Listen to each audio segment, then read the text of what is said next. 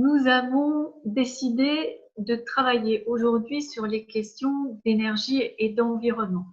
L'organisation de la séance va être identique à celle du précédent atelier. On va avoir donc une émergence de questions, un moment où on va poser ensemble toutes les questions qui nous viennent sur ces questions d'énergie et d'environnement. Nous aurons ensuite la table ronde, un temps d'échange avec les experts de la table ronde, puis ce travail en sous-groupe qui va nous permettre de faire émerger ce qu'on a entendu et ce qu'on a compris et ce qu'on souhaite retenir de la table ronde. Et enfin, nous aurons ce temps de partage et restitution à la toute fin de notre séance. Alors, les questions d'abord. Les questions d'abord, c'est à chacun d'entre nous de le construire. Est-ce qu'en matière d'énergie et d'environnement, vous avez des questions qui vous viennent spontanément autour de la 5G? Quels sont les points qui vous interrogent? Quelles sont les questions qui vous viennent sur ces deux sujets qui sont assez largement explorés dans la presse? On parle beaucoup de l'effet de la 5G sur l'environnement, sur l'énergie. Quelles questions est-ce que cela vous pose aux uns et aux autres? Alors, je vous en prie, qui veut prendre la parole? C'est souvent la première prise de parole qui coûte. Qui veut se lancer?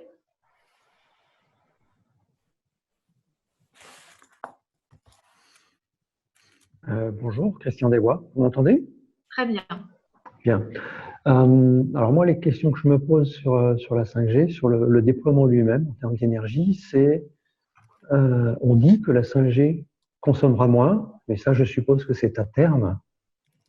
Et en pratique, on va probablement consommer davantage au début parce que la technologie est nouvelle, parce qu'on va faire cohabiter des technologies.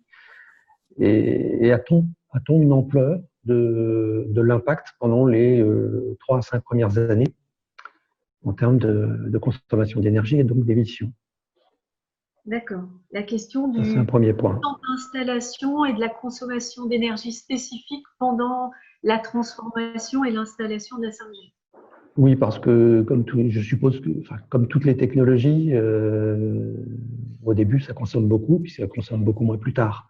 Il suffit de regarder nos téléviseurs qui ont beaucoup grandi et ne consomment pas plus. Tout à fait. Très bien.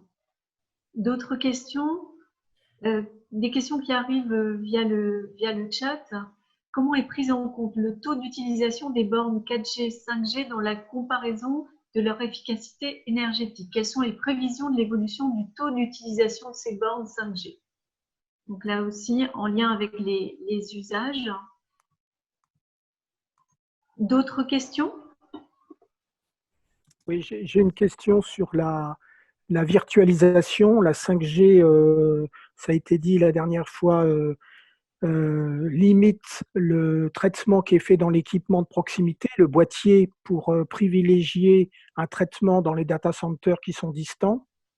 Est-ce que l'économie d'énergie est réelle ou est-ce que on a dans ce calcul-là sous-estimé le coût pour les data centers du refroidissement qui est considérable et qui a tendance à annuler l'économie d'énergie faite sur place. C'est-à-dire, est-ce que la virtualisation, c'est vraiment un vrai progrès? Est-ce qu'il y a une vraie mesure dont on est sûr au niveau de l'énergie? D'accord. Alors, sur les questions de mesure, je lis un post de Sandrine qui s'interroge sur la manière dont sont calculées les consommations d'énergie dans les chiffres que donnent les opérateurs en matière d'économie d'énergie. Est-ce qu'ils prennent en compte uniquement les antennes et les réseaux ou est-ce qu'ils intègrent aussi cette question des serveurs et on peut ajouter du coût énergétique des data centers sur cette question? D'autres questions, d'autres interrogations? J'ai une question. J'aurais une question à poser. Je vous en prie, Noël, allez-y. Sous le thème énergie et environnement, on envisage d'aborder l'impact de l'utilisation de la 5G sur l'environnement, les consommations d'énergie. Mais est-ce qu'on aborde aussi les conséquences que peut avoir l'utilisation de la 5G sur des éventuelles économies d'énergie ou sur une amélioration de notre environnement. Est-ce que ça fait partie des thèmes qui sont abordés aujourd'hui? Oui, effectivement. Alors peut-être pour répondre en termes de méthodologie, on va travailler de la même manière que la dernière fois. Donc les impacts, c'est à la fois la recherche de ce qui est négatif, potentiellement positif aussi, et on travaillera de la même manière que la dernière fois avec les effets positifs, les effets négatifs, les opportunités et les menaces aussi. Donc ce que l'on connaît et ce qui pourrait, donc en positif et en négatif aussi. D'autres questions?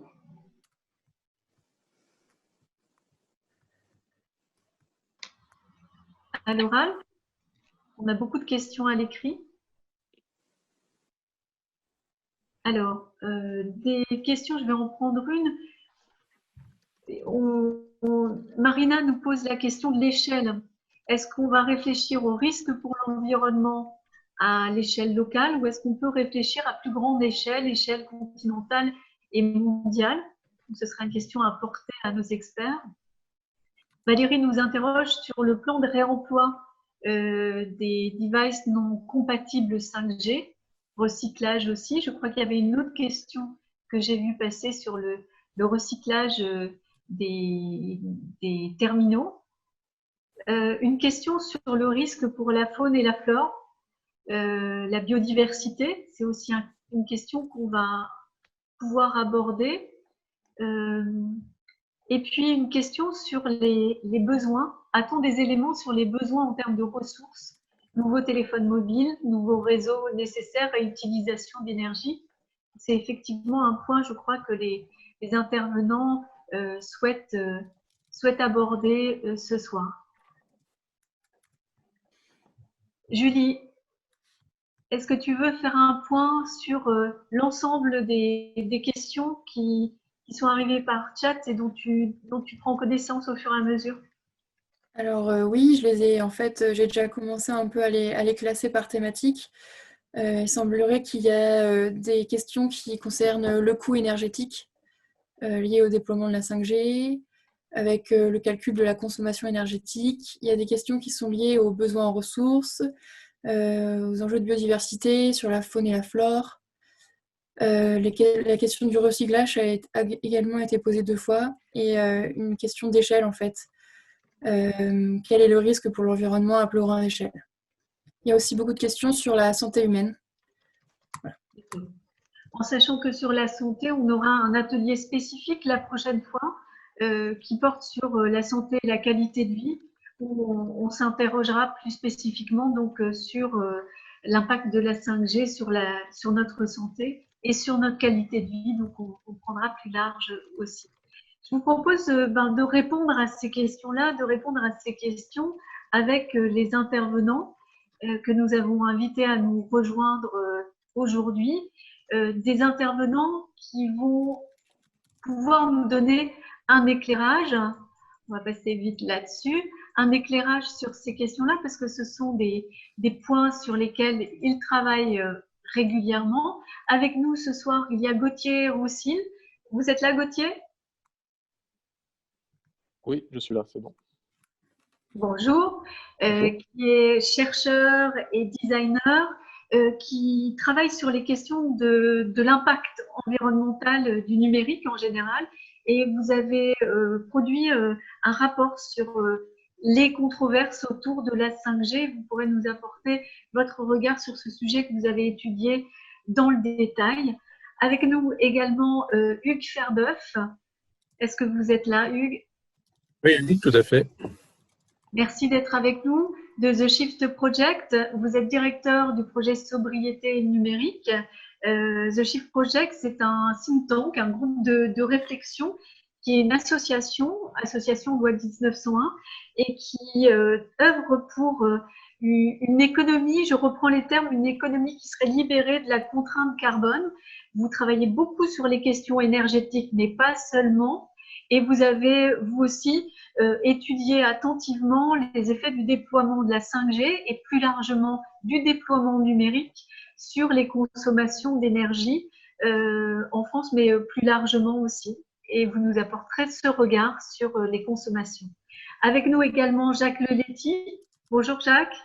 Bonjour. Jacques Leletti de l'ANCE. Vous êtes chargé de mission santé-environnement. L'ANCE, j'imagine que la plupart des Rennais connaissent l'ANCE. C'est la Maison de la consommation et de l'environnement. C'est à la fois un lieu et un collectif, puisque c'est une structure qui rassemble 29 associations qui vont de la défense du consommateur et du cadre de vie aux questions environnementales et de mobilisation. Et vous allez, Jacques, pouvoir nous apporter ce regard à la fois sur les questions de consommation et sur les questions d'environnement. Et alors, ce ne sera pas le thème ce soir, mais vous avez aussi un regard pointu sur les questions de santé. Merci à tous les trois d'être avec nous ce soir pour échanger sur la 5G et les questions environnementales. On va essayer de comprendre à travers quelques questions ce qu'est l'impact sur l'environnement du développement du réseau. Et on va voir qu'il y a aussi derrière un impact lié aux nouveaux usages et à la possible augmentation de la consommation de numérique. On essaiera de comprendre comment ça peut avoir un impact sur les questions énergétiques et environnementales. Et on essaiera de comprendre aussi quelles sont les possibilités de régulation en matière d'énergie. Sur cette question-là, je voulais qu'on commence peut-être avec quelque chose qui nous a été dit la dernière fois.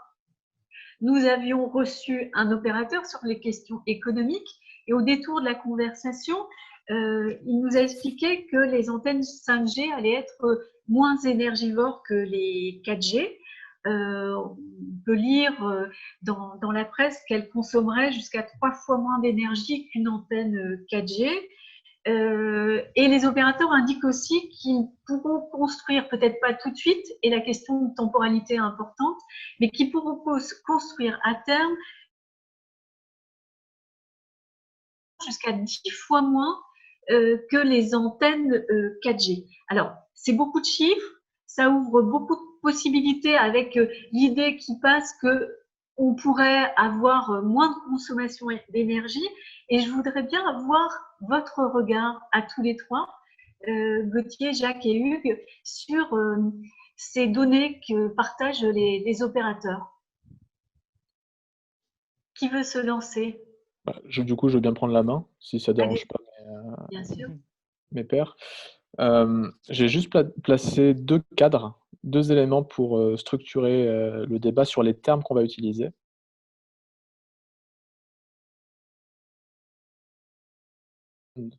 Parce que ça cadre la façon dont je vais vous répondre. Moi, je m'interroge sur à quoi ressemble l'écosystème numérique dans un monde stabilisé à plus de degrés. C'est ça le cadre dans lequel moi je réfléchis. Donc, et moi, c'est par ce prisme que je vous répondrai. La deuxième chose, c'est que l'énergie, ça veut dire plusieurs choses. L'électricité, c'est un vecteur d'énergie, mais on ne produit pas de l'électricité. On ne produit pas l'électricité de façon primaire. On a besoin de fuel, de gaz, de charbon, de fission nucléaire, de soleil, de vent, pour produire de l'électricité. Donc l'électricité n'est qu'un vecteur d'énergie, mais ce n'est pas une source d'énergie. Et quand on parle que d'électricité, on ne parle que d'un quart de la question. Donc il faut faire très attention à d'où vient l'électricité et quelles sont toutes les dépenses énergétiques comprises dans la facture, pas uniquement l'électricité. Donc il faut être très vigilant à ça. Et pour répondre à la première question directement, une antenne 5G pour le même usage, c'est-à-dire pour faire transiter le même nombre de données, consommera 3 à 4 fois moins d'électricité. À terme. Sur les prochains modèles, oui. Par contre, ça c'est uniquement usage constant. Et donc du coup, comment évolue l'usage? Combien de données en plus transiteront? Et à ce moment-là, la somme de la consommation énergétique est amené à augmenter. Donc, si je reviens sur une séquence où Stéphane Richard d'Orange dit « une antenne 5G consomme moins », lui parle en électricité, et a priori il parle en usage constant, c'est vrai. C'est ce qu'il disait d'ailleurs. Voilà.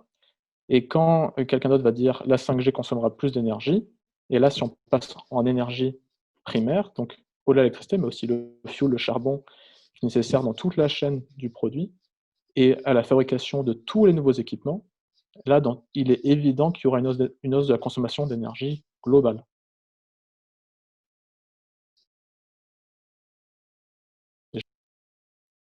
Vous partagez? Je partage, mais je vais peut-être présenter les choses un peu différemment. D'abord, je pense qu'il faut repositionner il faut repositionner la question. La 5G, c'est quoi? C'est une nouvelle génération de réseaux mobiles. Bon. Et les réseaux mobiles ne servent à rien si le reste de l'écosystème numérique n'existe pas. Donc, il faut des terminaux pour accéder au réseau, et il faut que le réseau soit connecté à des data centers pour acheminer du contenu vers les utilisateurs ou à partir des utilisateurs. Et donc, la véritable question qu'on peut se poser, c'est est-ce que l'arrivée de la 5G va entraîner une augmentation, par exemple, de la consommation énergétique de l'ensemble de ce système?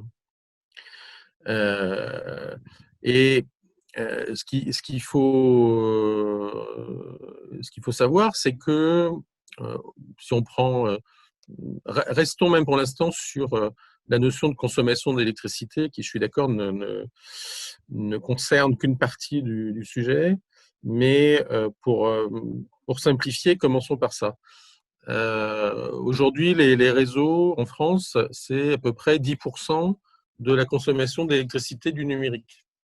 D'accord? Et donc, la 5G, ça va avoir un impact, évidemment, sur la consommation de ces réseaux.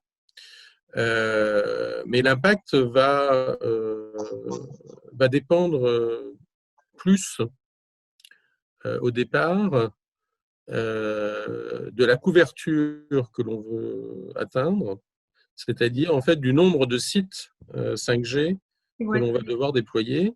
Le nombre de sites 5G étant lui-même dépendant de la fréquence sur laquelle on veut déployer cette 5G. D'accord ?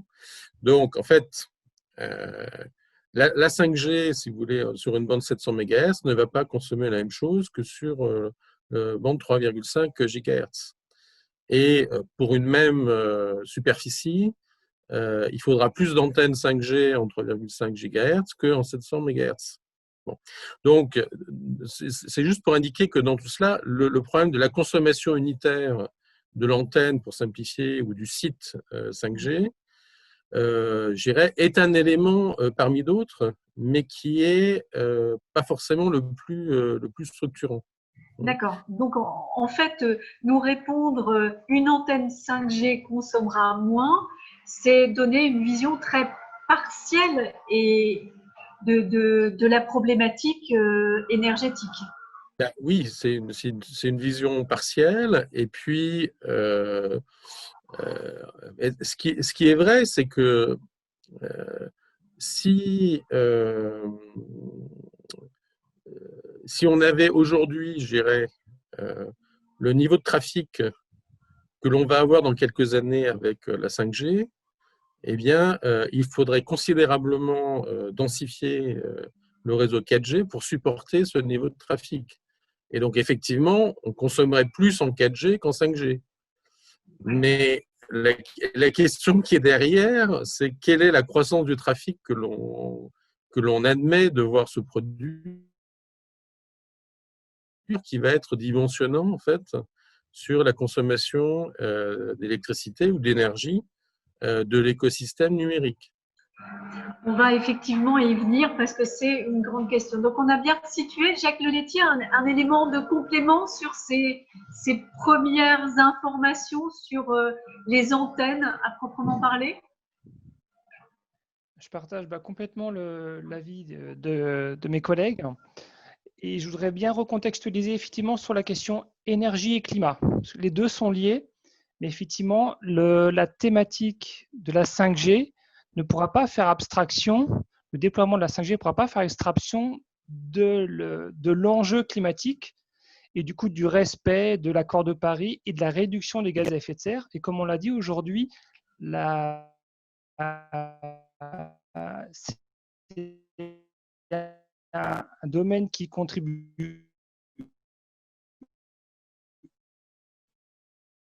peu aux émissions de gaz à effet de serre. Donc il y a un lien et donc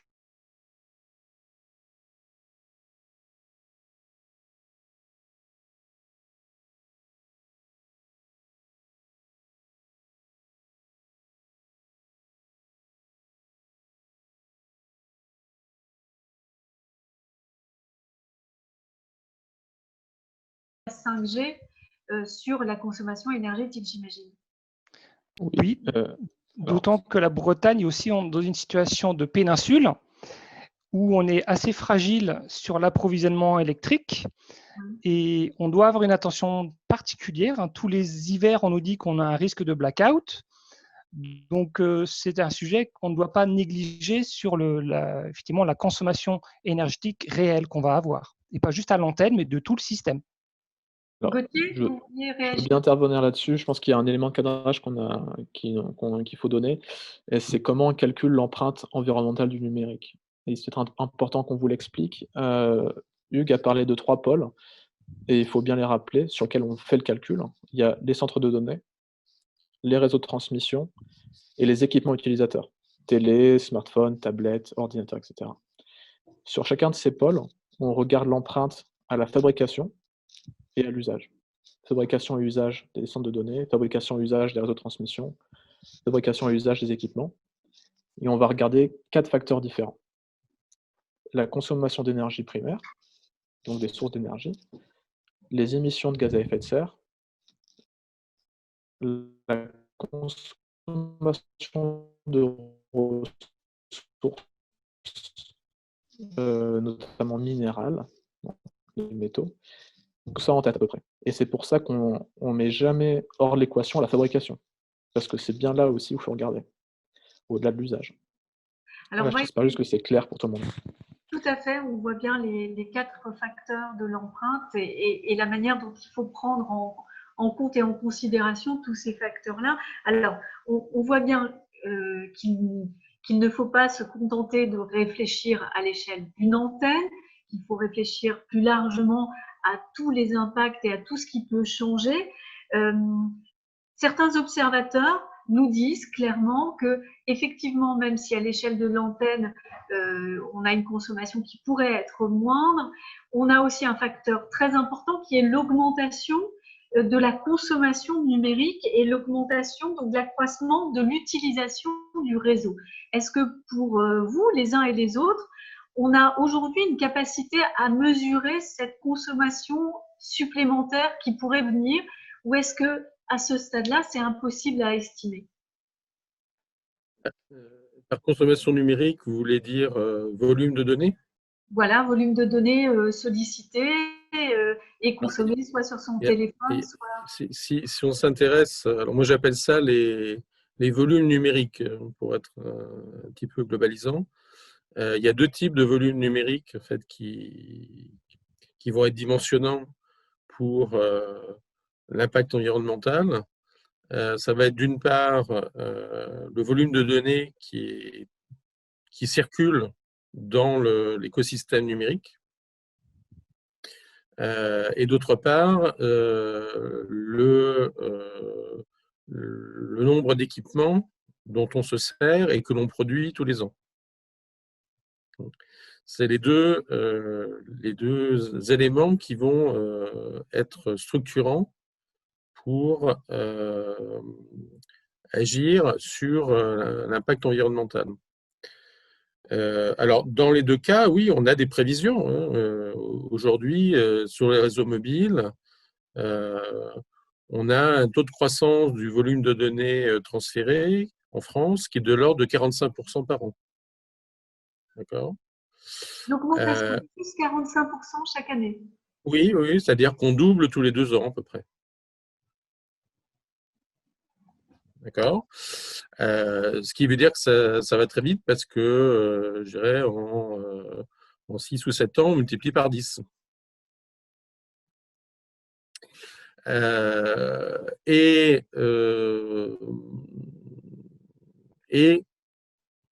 bon, ça c'est le premier point. Le deuxième point, ce sont les équipements. Euh, on a un taux d'équipement numérique qui augmente. C'est-à-dire qu'on a, si on divise, si vous voulez, le nombre d'équipements numériques en place dans le monde ou en France par la population, on a un taux d'équipement numérique qui augmente. Et par ailleurs, on a des comportements qui font que même les équipements numériques que l'on possède déjà, on les renouvelle souvent. Oui. Donc le fait qu'on ait à la fois de plus en plus d'équipements par personne et le fait qu'on renouvelle souvent nos équipements induit une production d'équipements numériques en forte croissance tous les ans.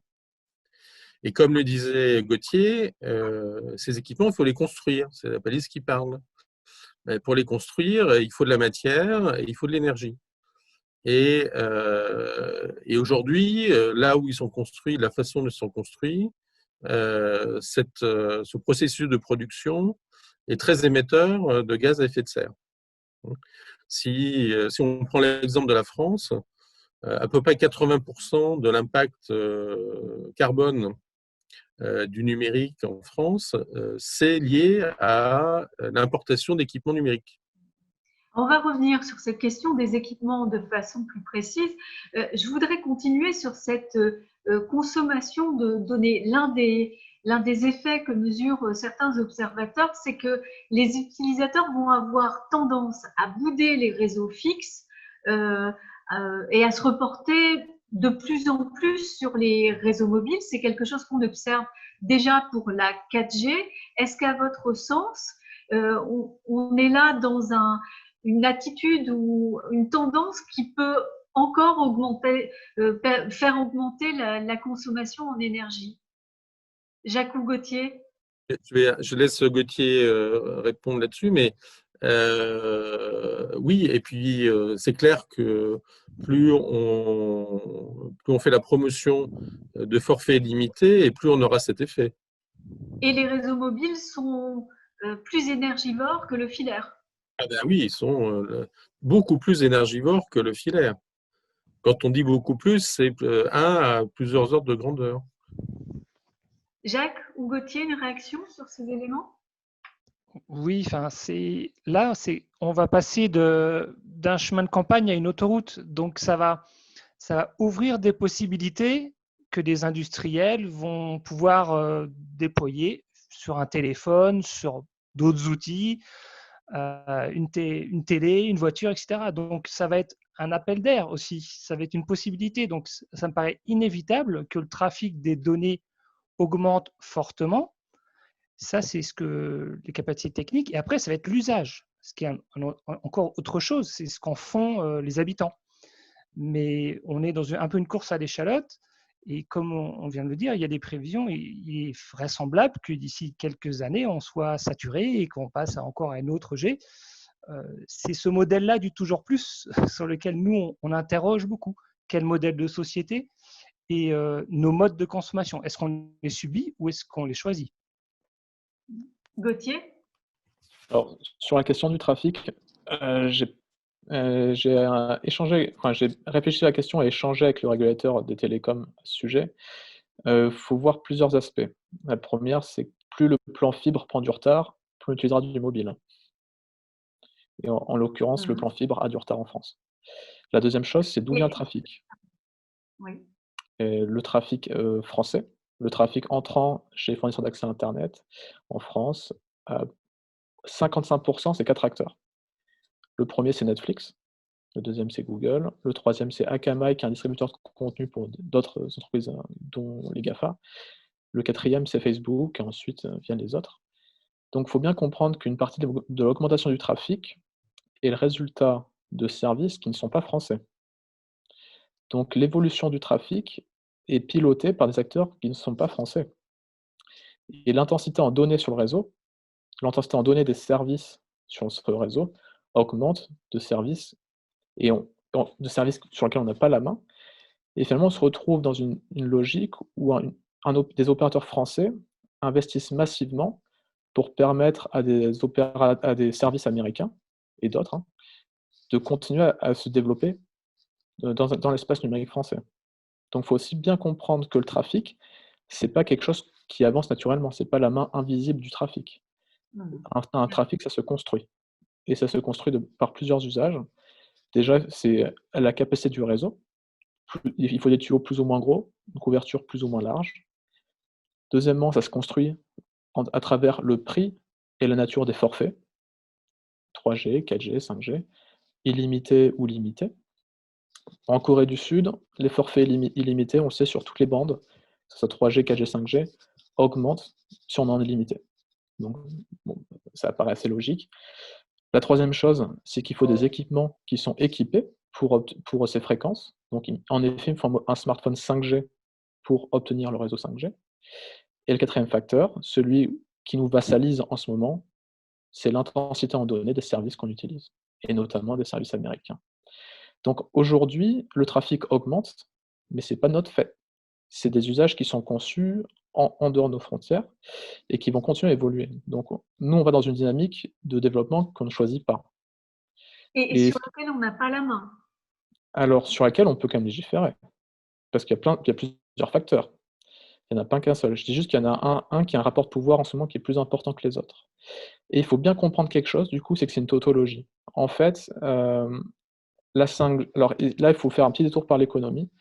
Quand l'État a estimé la valeur de la 5G, ses prévisions de rentabilité sur lesquelles les opérateurs ont acheté, c'était qu'on arrive à 55 gigas de consommation de données par mois et par utilisateur en France d'ici 2034. Je ne sais pas pourquoi 2034, mais la rentabilité des opérateurs est calculée à 55 gigas d'ici 2034, par mois, par usager. Donc, il y a une estimation du trafic qui est prévue pour que ça soit rentable. Donc au final, les opérateurs vont devoir créer du trafic pour être rentables, qu'ils le veuillent ou non. Donc, il faut qu'ils aient plus de trafic. Et la deuxième chose, c'est que si si l'infrastructure réseau n'évolue pas, le trafic se stabilisera.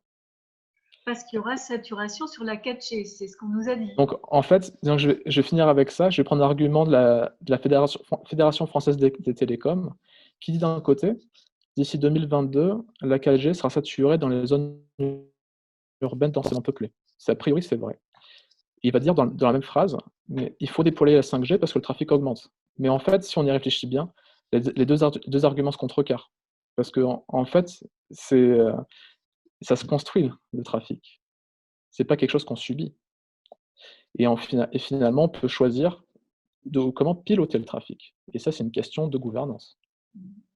Alors, il y a cette question du trafic et vous avez fait effectivement ce tour d'horizon pour comprendre où étaient les enjeux en termes de trafic et ce que ça pouvait provoquer en termes de consommation d'énergie. Il y a un point sur lequel tous les trois vous avez insisté aussi, c'est le remplacement des terminaux, des matériels, des supports en fait. Et c'est l'une des questions fortes qui sortent dans le débat aujourd'hui. On sait que les antennes mises en place, ce sont des plus petites antennes, je crois que ça s'appelle des small cells, il en faut beaucoup plus, il faut les construire. Il y a aussi le remplacement des terminaux, des téléphones, la multiplication, il nous en a parlé, des supports et des outils numériques dont nous bénéficions. Est-ce que la 5G ne risque pas d'accélérer encore le mouvement avec ce point d'interrogation qui est le nôtre, qui est celui du remplacement des téléphones? Est-ce qu'on ne va pas encore accentuer ce mouvement parce qu'à priori, il faudra, pour utiliser la 5G, changer de téléphone portable, changer de matériel? Oui, ce à quoi tout le monde s'attend, et les fabricants de téléphones en premier, euh, c'est à vendre plus de téléphones. C'est-à-dire qu'en fait, la 5G va renverser en fait une tendance qui s'est amorcée depuis 3-4 ans, où les ventes de smartphones dans le monde baissent. Et donc encore plus, en fait, elles baissent encore plus dans les pays développés. Et pourquoi elles baissent? Parce qu'on est dans un marché à maturation et depuis quelques années, les gens commencent à conserver un peu plus longtemps leur smartphone. C'est-à-dire qu'on est passé de 18 mois à 23 mois à peu près. D'accord? Là, avec la 5G, on va voir l'effet inverse. D'ailleurs, les fabricants de smartphones se frottent les mains puisqu'ils prévoient une croissance de leurs ventes dans les années à venir. Donc, en fait, on va effectivement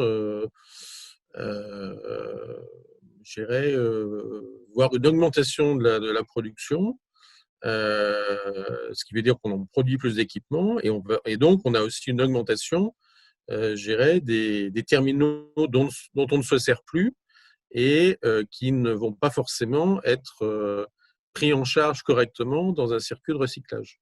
Oui, il y a le recyclage. Et puis, on considère qu'aujourd'hui, il y a moins de 10% des téléphones qui seront compatibles avec la 5G. Donc, il y a presque une obligation à remplacer. Il y a une obligation si on veut utiliser de la 5G. Maintenant, il ne va pas y avoir de la 5G partout pour tout le monde tout de suite. Et quel est l'impact justement de ce renouvellement du parc des téléphones portables? Là, on va parler d'environnement au sens large. Qu'est-ce que ça coûte d'un point de vue environnemental, ce renouvellement donc, des téléphones portables? Justement, sur ce point-là, je me permets d'intervenir. Effectivement, ça pose des questions de matériaux, à la fois pour les téléphones, pour les data centers, pour les satellites, pour tout l'écosystème numérique qui va devoir donc croître beaucoup. Ça demande beaucoup de minéraux, donc ça va accentuer encore un petit peu plus toutes les recherches et toute la réduction notamment de certains matériaux, dont des matériaux rares. Donc, ça pose des questions aussi de géopolitique. Là, on dépasse le cadre environnemental, mais où sont ces terres rares? Combien on en a besoin? Est-ce que le pays qui les fournit est prêt à les fournir et dans quelles conditions? Donc, le déploiement de la 5G au sens large va soulever des problèmes de cette nature-là. Et je le rappelle, on vit dans un monde fini.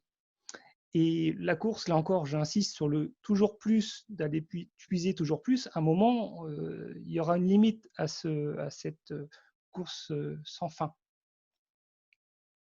Mais les opérateurs, ils mettent en avant les efforts qu'ils vont faire sur le recyclage des téléphones existants. Est-ce que pour vous, c'est une piste à suivre?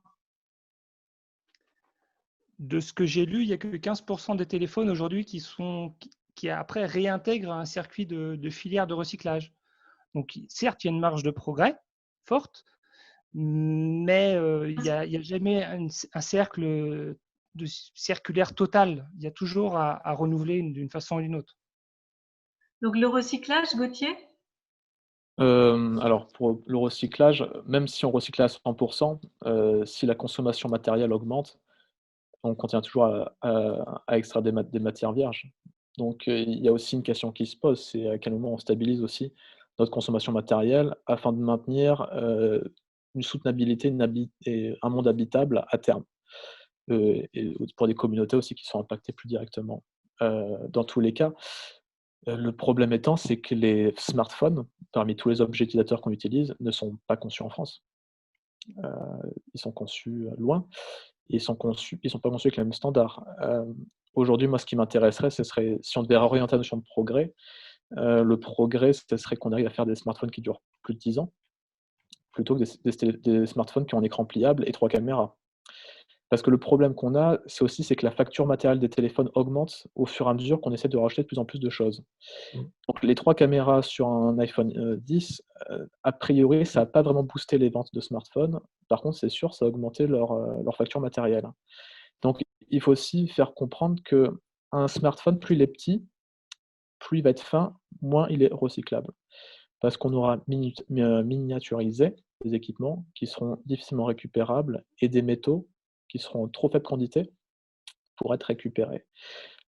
Alors, pour revenir rapidement sur le marché du smartphone, pour vous quand même donner une ampleur, hein, parce qu'on ne s'en rend pas forcément compte, en 2019, l'industrie a livré 1,36 milliard de smartphones. Et c'était un des plus bas taux de livraison des dernières années. Avant, ils vont livrer beaucoup plus. 1,36 milliard de smartphones sur un ensemble d'utilisateurs qu'on estime à un peu plus de 4 milliards.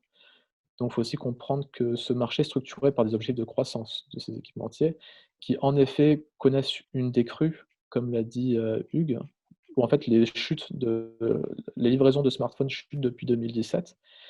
Et il est très espéré par les équipementiers que la 5G soit un relais de croissance pour la production, pour la livraison de smartphones, mais il y a aussi toute la facture de l'Internet des objets qui reste aussi une grande inconnue. Alors tous ces éléments, donc on a parlé des antennes, on a parlé de la circulation des données, on a parlé des téléphones et puis de leur développement. Reste que tout ça est au service d'usages qui sont des usages nouveaux. On a bien compris que certains des usages n'étaient pas encore connus, qu'ils pourraient se développer. Alors comment réfléchir sur des usages qui pourraient se développer alors qu'on ne sait pas trop ce qu'ils vont être? Quels sont les scénarios de développement des usages que vous imaginez tous les trois dans les années qui viennent? Qui veut commencer? Je peux faire une première réponse, mais les usages qui vont se développer dans les 3 ans qui viennent, c'est les usages qui existent déjà, simplement ils vont s'enrichir. C'est-à-dire que aujourd'hui, il y a de plus en plus d'usages vidéo, il y en aura encore plus, et il y en aura systématiquement en situation de mobilité. Donc on pourra faire du jeu en ligne sur son smartphone 5G. On pourra faire du streaming de films vidéo en 4K très rapidement, qu'on pourra regarder dans le métro. On pourra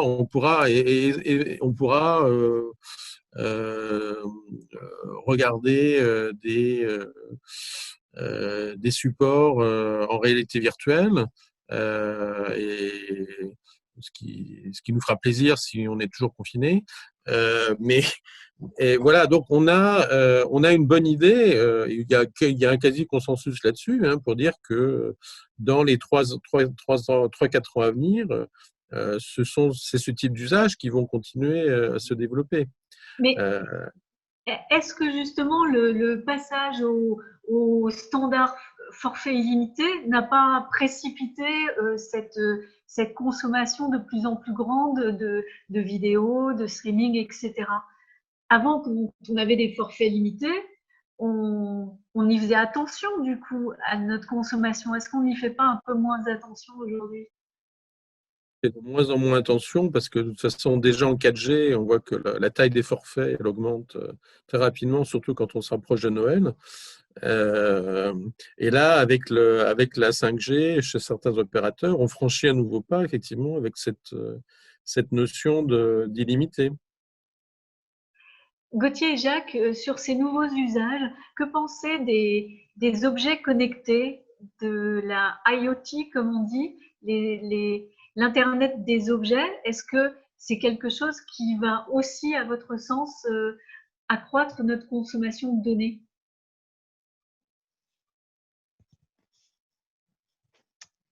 A priori, j'aurais tendance à dire oui aussi, en quantité de données produites et transférées.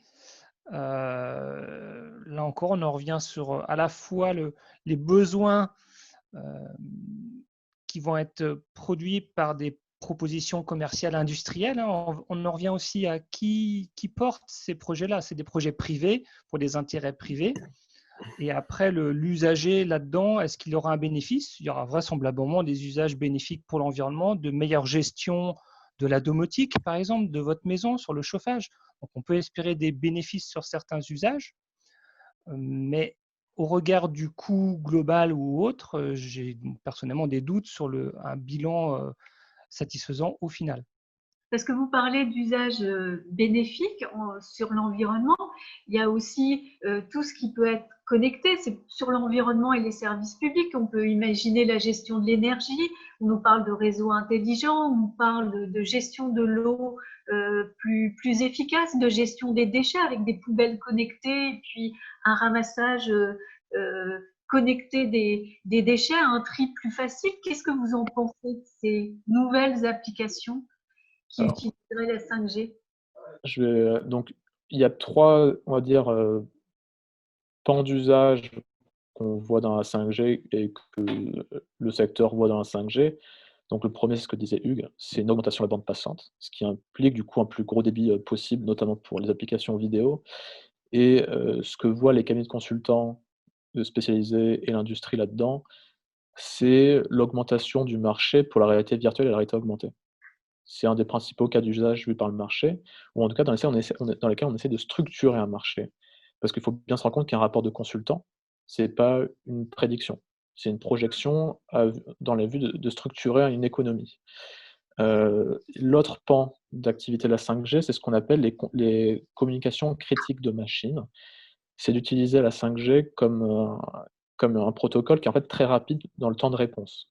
Lorsqu'un équipement pose une question, il va être traité très rapidement par un signal qui est très rapide pour transmettre la réponse, qu'on imagine plus pour des opérations à distance, sur le pilotage de machines industrielles, comme ce qu'on appelle tout le pan de l'industrie 4.0, donc de faire du pilotage de chaînes de production à distance, ou pour un autre usage qui sont les véhicules autonomes, dans lequel il est essentiel que des réponses arrivent rapidement à un véhicule lorsqu'il est confronté à une situation qui nécessite une communication à distance. Le dernier pan, c'est la communication massive de machines. La 5G est une avancée, en tout cas, est une technologie qui est pensée pour connecter massivement un très grand nombre d'objets, un très grand nombre de capteurs, en tout cas d'appareils connectés, de l'ordre d'1 million km². C'est pour ça aussi qu'on déploie en partie la 5G, c'est que la 4G n'était pas très opérante sur ce secteur, en tout cas sur cette fonction. Et à ce moment-là, c'est plus des questions de smart city, de smart home, etc., etc. Alors, pareil, ce qu'en dit la littérature grise, donc c'est-à-dire les cabinets de consultants, les industriels, les lobbies, sur l'IoT, sur l'Internet des objets 5G, c'est une projection qui est majoritairement tournée vers la vidéosurveillance. Un rapport de Gartner disait en 2019 que 70% des usages de l'antenne des objets 5G, ça sera la vidéosurveillance. Donc pareil, c'est une projection, ça ne veut pas dire que ça se passera, mais en tout cas, c'est là-dedans qu'on voit une structuration de marché. Sur les véhicules autonomes, on n'en verra pas de sitôt a priori, hein, c'est quand même encore très très loin. Mais en tout cas, la 5G pose un chèque de caution là-dessus, finalement, parce que c'est un réseau qui sera nécessaire pour déployer le long des autoroutes et des voies ferrées. Parce qu'en fait, les antennes se structurent majoritairement dans les zones densément peuplées et le long des voies de communication. Donc les usages, au final, on ne sait pas en fait. Et peut-être que quelqu'un aura vraiment une idée incroyable pour utiliser les compétences, enfin, les caractéristiques techniques de la 5G. Le premier étant, c'est est-ce que c'est nécessaire et compatible avec des objectifs de transition? Parce que c'est toujours à ça qu'on doit le ramener finalement. Et est-ce que ça nous amène dans la bonne direction? Là, ça reste plus compliqué. Moi, j'ai plus des retours du terrain chinois avec lequel je suis un peu plus connecté. Aujourd'hui, la 5G, enfin, toute la vague d'enthousiasme autour de la 5G est quand même largement passée. Alors, à prendre avec des pincettes parce que l'infrastructure chinoise est très différente de celle d'autres pays. Mais il y a un moment de flottement autour de la 5G en Chine parce qu'il n'y a toujours pas d'usage. C'est réparti de façon très, très inégale sur le territoire. Donc, les forfaits ne sont pas forcément des bons investissements pour les consommateurs. Et même les investisseurs chinois se posent la question de savoir si c'est un bon investissement ou pas. Mais dans tous les cas, aujourd'hui, les usages, même dans le terrain chinois, on ne sait pas trop ce que c'est. Que ça va donner.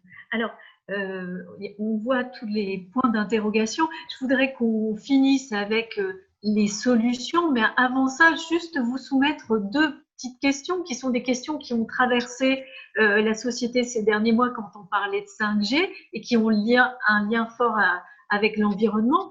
D'abord, la nécessité d'abattre des arbres pour installer la 5G. C'est quelque chose qui a été évoqué. Je voudrais votre point de vue là-dessus. Et la deuxième chose, ce sont des interrogations sur la biodiversité, sur l'effet de la 5G sur la biodiversité. Est-ce que vous avez des éléments de réponse à nous donner rapidement sur ces deux questions avant qu'on parle des solutions? Alors oui, effectivement, sur le volet arbre, donc là, les propres promoteurs de la 5G évoquent bien le fait de faire des antennes beaucoup plus proches et du coup dans des rayons, parce que voilà, ça va pas aller loin et du coup il va falloir en mettre beaucoup, bien maillés notamment dans les milieux urbains. Et ces réseaux-là vont pas franchir les bâtiments comme la faisait la 4G et seront confrontés aussi à buter aussi sur les arbres. À ce jour, moi j'ai pas d'éléments qui indiquent que ça puisse conduire à un abattage, mais à minima, ça pourrait conduire à massifier, à surdensifier les antennes pour justement contrecarrer le fait qu'il y ait beaucoup d'arbres sur un secteur et que du coup la diffusion se fasse moins bien. Donc il y aura des solutions vraisemblablement de ce type-là, mais ce qui ne sera pas sans poser des questions énergétiques qu'on a évoquées précédemment. Et la biodiversité ? Voilà, sur le volet biodiversité, aujourd'hui, il y a eu un rapport d'une ONG, NABU, qui est une ONG allemande, qui a compilé, donc qui a fait de la métadonnée sur 190 études et qui a effectivement évoqué des liens entre des surmortalités d'insectes et les rayonnements électromagnétiques, mais que ce soit Wi-Fi ou autre. Donc, on est aussi face à une incertitude scientifique. Et cette incertitude-là, elle est posée sur la table, mais il y en aura peut-être d'autres demain. Je veux dire, quand on a mis en place l'amiante ou autre, on n'avait pas connaissance de certains effets. Je prends celui-là parce qu'il est connu. Peut-être qu'il n'y aura pas d'effet 5G sur la biodiversité, mais peut-être qu'il y en aura. C'est la science qui nous le dira. Ce qui est très gênant aujourd'hui, c'est qu'on va se lancer sans avoir ces éléments de connaissance, d'évaluation à la fois climat ou d'évaluation biodiversité ou santé. On voit bien les enjeux. L'ARCEP s'est saisie de ces questions-là et je voulais vous citer une proposition, ou en tout cas un questionnement de Sébastien Soriano de l'ARCEP qui regarde ces éléments, donc consommation d'énergie, évidemment émissions de gaz à effet de serre et puis impact sur le climat, éventuel impact sur la biodiversité, sur l'environnement. S'interroger sur la possibilité de limiter la 5G à certains usages et à certains utilisateurs, de garder cette 5G uniquement pour les services publics et les entreprises et de la limiter pour les particuliers. Qu'est-ce que vous pensez, vous, de cette solution donc de network slicing, de découpage en tranches qui pourrait être une solution pour limiter l'augmentation de consommation? Hugues, je vous vois réfléchir et peut-être… Non, mais je ne sais pas exactement quelle est la citation que vous avez, mais c'est original de dire ça 2 mois après avoir fait des enchères qui ont coûté 2,5 milliards aux opérateurs. Donc, je ne suis pas sûr qu'ils apprécient beaucoup cette déclaration si vraiment elle a été faite de cette façon. Elle a été faite dans la presse. Elle a été faite dans la presse. Mais au-delà du côté peut-être un peu provocateur, après avoir effectivement lancé les enchères, qu'est-ce que vous en pensez de cette solution?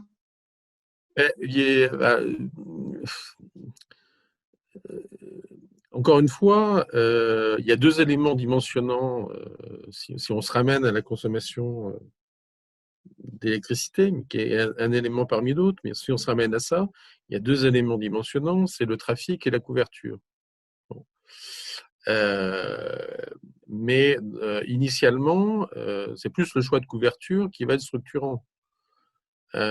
Donc si on couvre la France de 100 000 sites 5G, c'est l'ordre de grandeur,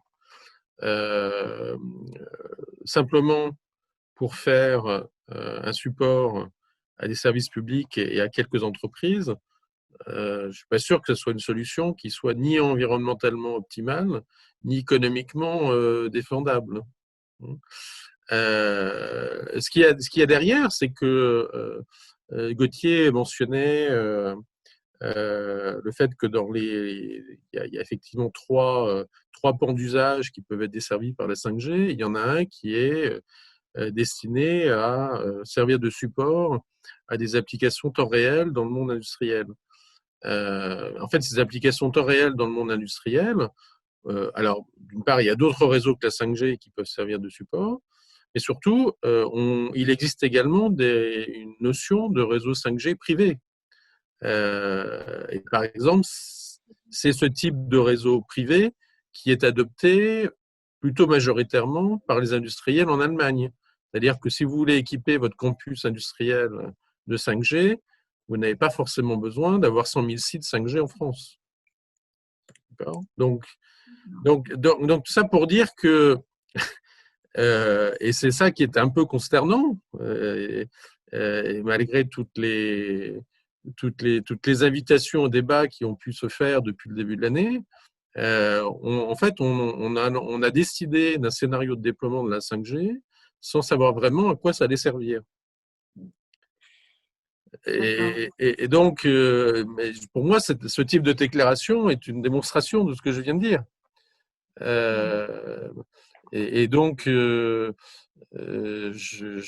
pense que si on veut vraiment chercher une solution, il faut s'interroger sur le scénario de déploiement que l'on cherche, parce qu'au départ, la 5G n'est strictement nécessaire là, dans les années à venir que dans les zones urbaines de forte densité pour effectivement désaturer des réseaux 4G qui vont être rapidement au bout de souffle. Ça ne veut pas dire qu'il faut mettre 100 000 sites 5G en France. Après, ça pose d'autres questions. On va en parler. C'est une question d'égalité aussi des territoires. En deux mots, Gauthier et Jacques, sur ces solutions, parce qu'il y a beaucoup de questions et vous allez ensuite pouvoir y répondre. Les solutions, Gauthier, elles sont où ? Moi, en fait, je dirais dans le sens d'une certaine façon où, en fait, il ne faut pas réfléchir de façon trop binaire. Où, soit c'est blanc, soit c'est noir. Il y a de la granularité à trouver. Et en l'occurrence, si on se dit qu'il y a vraiment des enjeux de compétitivité des entreprises sur une zone industrielle, très bien, on met 3 antennes. C'est pas grave. Et je pense que personne ne sera contre, très bien, ça fera le réseau privé de l'entreprise. Si ça permet d'être compétitif, on le fait. Mais est-ce que ça justifie le déploiement total? Pas spécialement, en fait. Et c'est bien ça, en fait, où on manque de nuances. C'est que finalement, les opérateurs, ils espèrent vraiment plus faire la rentabilité sur les services professionnels que grand public, hein. Parce qu'en fait, il faut se rappeler qu'Orange n'a jamais été rentable avec la 4G. Donc, s'ils essaient de faire la création de valeur, les opérateurs, ils la font plus sur les services professionnels. Donc, très bien. Faisons 3 antennes sur une zone industrielle. Ça répondra aux besoins si c'est nécessaire, très bien. Les enjeux grand public, le problème, c'est que nous, on se verrouille dans un modèle de développement du numérique qui est celui plus d'un monde siliconien ou d'un autre monde, mais en fait qui se déploie parce que nous, on n'a pas de modèle de déploiement du numérique. Nous, finalement, on fait que le subir. Et en fait, finalement, moi, ma réponse, c'est de se dire, en fait, il aurait déjà fait déterminer des usages avant de savoir comment on la vendait. Le problème étant, c'est que la 5G arrive beaucoup trop tôt. Et si vraiment il y avait des usages, on a besoin de le déterminer. C'est bien là le problème. Et peut-être que ce sera un mauvais investissement. Mais ça, on le saura que dans quelques années. Et quand même, juste un point technique, il faut vous dire qu'une antenne, c'est juste un point d'accès à la fibre. Une antenne, c'est juste ça. Donc des lieux qui sont déjà raccordés en fibre, filaire à filaire, on va dire un hôpital raccordé en fibre à un autre hôpital, ça ne va rien changer à la 5G. Puisqu'en fait, la 5G, c'est juste un point de connexion à la fibre. Donc il faut aussi se rendre compte de ça, en fait. Structurellement, plus d'antennes, c'est juste plus de fibres aussi. Parce que c'est plus de raccords d'antennes à la fibre. Merci Gauthier. Et le mot de la fin sur ce tour d'horizon des solutions, Jacques, en deux mots. La solution filaire nous va très bien, effectivement. C'est quelque chose d'existant, d'éprouvé, qui ne nous amène pas dans l'inconnu, alors que c'est vers là qu'on va avec la 5G. Et on insiste bien sur la sobriété du usage. Et la gouvernance, là, on est dans un exercice vraiment intéressant et pertinent, citoyens, élus, experts. Et ça a manqué aujourd'hui dans le déploiement de la 5G, on le voit, il y a déjà eu les enchères qui sont déjà déroulées, on ne sait pas où on va, mais on y va. Donc à remettre la charrue avant les bœufs sur le choix politique des élus, mais que les citoyens aussi soient éclairés sur toutes ces questions. Merci beaucoup à tous les trois. Il y a eu beaucoup de questions pendant qu'on échangeait. Je propose alors, on va prendre les questions qui sont arrivées par l'écrit, mais peut-être souhaitez-vous interroger directement et de vive voix les intervenants de cette table ronde. Je vous en prie, n'hésitez pas à ouvrir votre micro.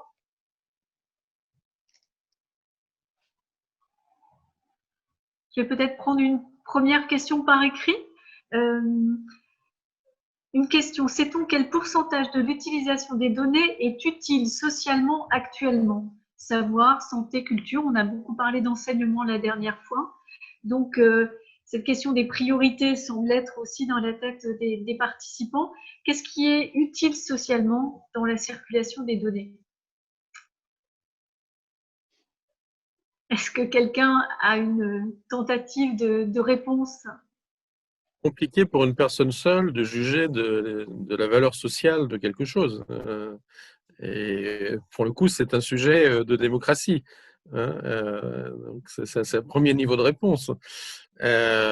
Ensuite, deuxième niveau de réponse plus prosaïque, c'est de constater que allez, à minima, 60% du trafic qui circule sur les réseaux, c'est de la vidéo de loisirs, voilà, de différents loisirs, mais de loisirs. Donc, au mieux, il y a 40% de données potentiellement socialement utiles, mais sans doute moins. Je voudrais partager une autre proposition, cette fois qui est arrivée sur le chat, concernant l'affichage des consommations. Pourrait-on imaginer une obligation d'affichage de la consommation d'énergie globale réelle de chaque service numérique, comme on le fait pour l'affichage des ingrédients sur les produits alimentaires ou la consommation d'énergie des réfrigérateurs? Est-ce qu'un étiquetage de la consommation numérique pourrait être une manière de sensibiliser les citoyens consommateurs? Alors là-dessus, je vais prendre la main. L'étiquetage, c'est un bout de chaîne, hein.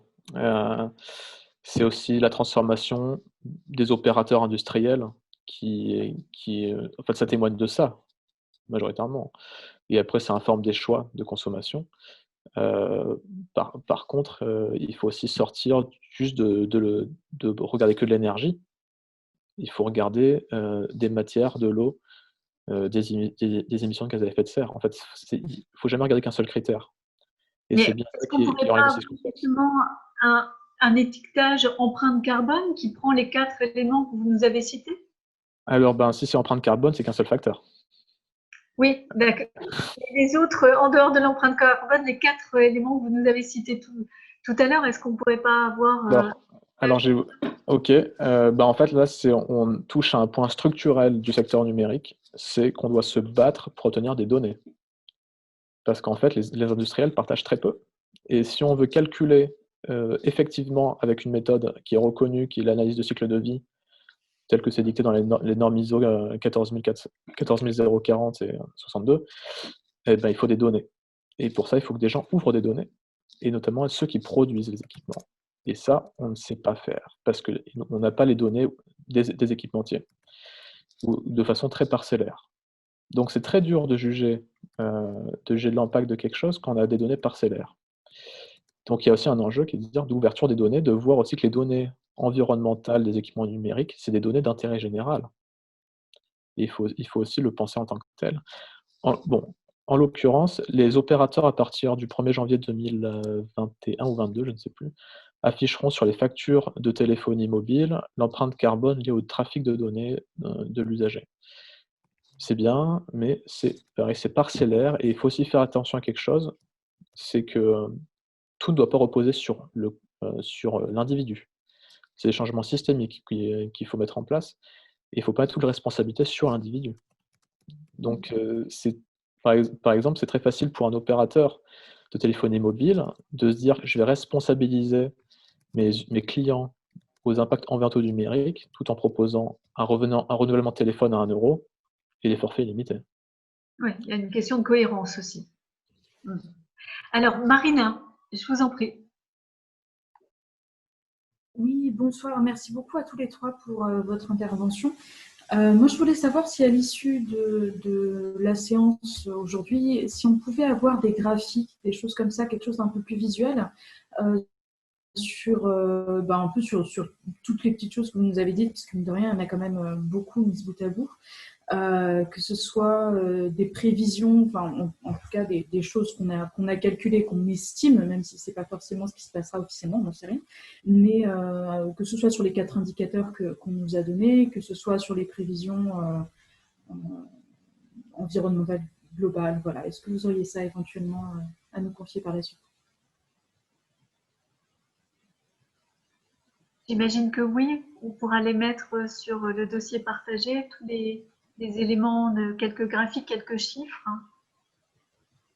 Moi, je peux mettre le rapport que j'ai fait inclut une grande partie des graphiques dont on parle aujourd'hui. On pourra le découvrir. Je vous propose de partager une autre contribution sur le chat. Semble-t-il envisageable et pertinent de taxer l'empreinte énergétique de l'envoi de données? Cela permettrait à la fois de traiter la mainmise d'entreprises américaines sur la croissance du trafic français et l'émergence d'usages de visiosurveillance dans l'Internet des objets, le tout en incitant mécaniquement à l'usage filaire. Qu'en pensez-vous? Taxer la circulation de données. Gauthier nous a dit si on demande simplement à l'utilisateur de se sensibiliser, c'est peut-être pas complet. Est-ce que là, ça peut être une politique nationale? L'État peut mettre ce genre de choses en place? Hugues? Il ne faut pas oublier, comme l'a dit Gauthier, que les données, elles ne viennent pas de France en majorité. Donc, les acteurs que vous allez pouvoir taxer en France sur le flux de données, ce sont les opérateurs, mais ce n'est pas forcément les opérateurs qui demandent à avoir autant de trafic. Ça leur pose plutôt un problème économique. Donc, la question qui est posée, c'est comment dissuader, une utilisation trop intense de données. Clairement, il ne faut pas de forfait limité déjà. Et deuxièmement, il faut peut-être avoir une gradation en fait dans les types d'usages permis au-delà d'un certain volume de données consommées. C'est une autre façon de réagir. Et troisièmement, je pense quand même que, un petit peu comme dans l'industrie alimentaire, agroalimentaire, l'important, c'est de déclencher une prise de conscience du consommateur et que le consommateur ait effectivement les moyens de s'informer. C'est-à-dire, ce qu'il ne sait pas aujourd'hui, c'est combien de données il va consommer s'il regarde tel film et quel est l'équivalent en émissions de gaz à effet de serre qui serait représenté.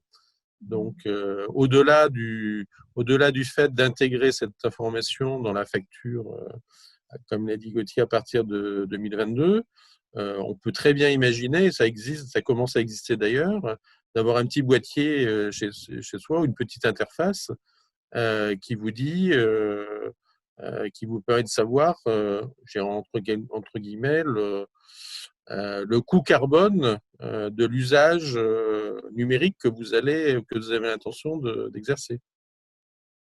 D'accord, donc c'est possible. Y a-t-il l'un des membres de la mission qui souhaite prendre la parole? Enfin, je voulais recompléter sur l'affichage, sur le consommateur. Ce que je trouverais plus pertinent, c'est qu'on demande aux opérateurs sur Rennes, déjà qui nous indiquent les consommations énergétiques sur le territoire et de voir si ces consommations énergétiques peuvent baisser et s'inscrire dans l'accord de Paris. Parce que d'être dans une optique plutôt de décroissance que de croissance sans fin. Il y a deux choses en fait, dont il faut se rendre compte. C'est que les équipements qu'on utilise, on ne les fabrique pas. Ils sont importés. Donc, il y a un premier levier qui est plus étudié au niveau de Bruxelles, c'est la taxe carbone des équipements électroniques. C'est quelque chose qui pourrait être mis sur la table assez rapidement, qui dépendra de beaucoup d'orientations économiques de la Commission européenne. Mais en fait, si on veut forcer des industriels qui sont hors de nos frontières à produire des équipements qui sont plus durables, il va falloir aussi limiter leur attractivité dans les territoires comme l'Europe. Donc, à terme, sachant qu'une grande partie de l'empreinte carbone importée en France provient des équipements électroniques. Bien évidemment, après l'agriculture et le bâtiment. Mais l'empreinte carbone des équipements électroniques est quasiment importée. On ne produit rien, nous, dans nos frontières, quasiment. Et donc, c'est bien la fabrication qu'il faut agir, parce que c'est aussi là que se situe la plupart des impacts. Après, sur le flux de données, très compliqué. Moi, je ne mettrais pas une taxe carbone sur les usagers. Je pense que les Gilets jaunes nous ont rappelé que la justice sociale doit se situer aussi de façon équilibrée dans la société. Les consommations de données ne sont pas les mêmes pour tout le monde. Et c'est très dur de juger de façon individuelle quelle est l'utilité sociale d'une donnée. Par contre, ça serait quand même un dispositif assez exploratoire. Au même titre qu'on a des taux d'émission de molécules de carbone ou de particules fines à la sortie des pots d'échappement, on pourrait aussi limiter l'intensité en données d'un service. Merci. Mais compliqué. On va prendre une toute dernière question parce que le temps passe très vite. L'une des questions, c'est l'impact sur le foncier, la question du foncier pour l'implantation des cœurs de réseau 5G. Alors, cœur de réseau, peut-être, Laurent, vous voulez préciser, est-ce que c'est pour installer des data centers? Est-ce que c'est plus large que ça? Sur votre question? Bonsoir. Non, c'était exactement ça. C'est en gros les data centers réservés pour la 5G. Est-ce que vous avez des éléments de réponse sur l'implantation de ces data centers et de leur impact en termes de foncier? Une fois, je pense qu'il faut raisonner un petit peu au-delà de la 5G. Il y a des data centers aujourd'hui, la 5G arrive et la 5G va contribuer à ce que le trafic continue à augmenter et il va y avoir de plus en plus de data centers et donc ces data centers vont consommer effectivement à la fois plus de surface foncière et vont consommer plus d'équipements et plus d'énergie.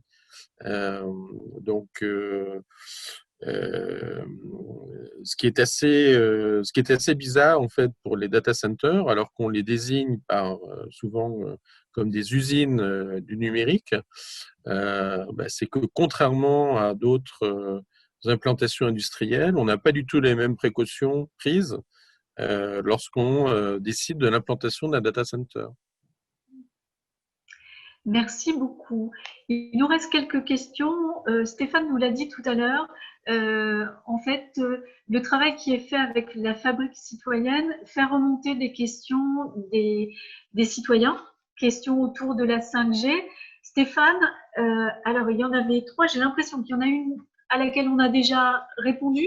Mais est-ce que vous voulez nous partager avec nous ces questions? Et puis après, nos 3 intervenants y répondront de façon assez synthétique, s'il vous plaît.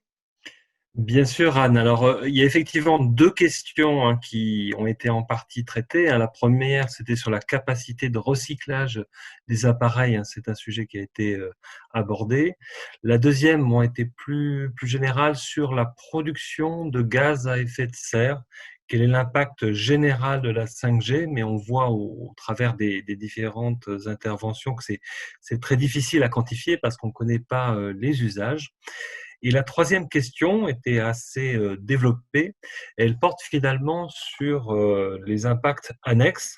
La personne fait notamment référence aux câbles transocéaniques qui véhiculent un certain nombre de nos données et qui consomment eux aussi de l'énergie et qui demandent de l'entretien.